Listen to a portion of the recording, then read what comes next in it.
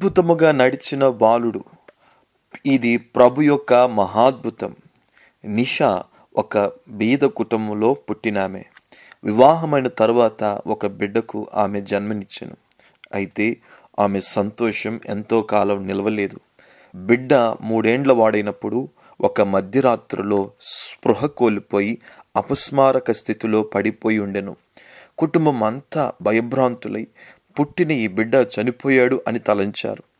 వారు తిరువనంతపురంలోని ఒక ఆసుపత్రికి హుటాహుటిన తరలించగా 15 రోజుల వైద్యం అనంతరము కూడా మార్పు రాకపోవడంతో ఆ బిడ్డ జీవితాంతం నడవలేడు అని వైద్యులు ప్రకటించారు. ఇది కుటుంబాన్ని తీవ్రంగా కలిచివేసింది. ఆసుపత్రి నుండి వేదనతో తిరిగి వచ్చేసిన వారు విశ్వాసంతో ప్రార్థించడం ప్రారంభించారు.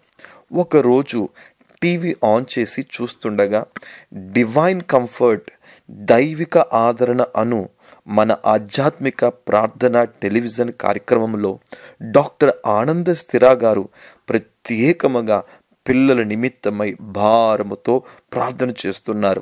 సహోదరి నిషా దైవజనుడితో కలిసి విశ్వసించి భారముతో తన బిడ్డ కొరకు ప్రార్థన చేస్తూ, నేను బిడ్డ నయమైతే సాక్ష్యం పంచుకుంటానని మొక్కుబడి చేసుకున్నారు. అద్భుతం. ఇది అయిన తరువాత బిడ్డ పరిస్థితిలో మార్పు రావడము ప్రారంభించింది. అతడు ఇతర సాధారణ పిల్లల వలె నడవడం, మాట్లాడడం చేస్తున్నాడు. స్కూల్కి సైతం ఇప్పుడు వెళ్తున్నాడు.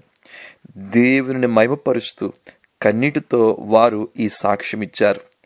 ప్రేమామయుని పరిచర్య యొక్క టీవీ కార్యక్రమం ద్వారా దేవాది దేవుడు చేసిన మేలు ఎన్నటికీ మరవలేమని వారు ఇప్పుడు చెప్తూ ఉన్నారు.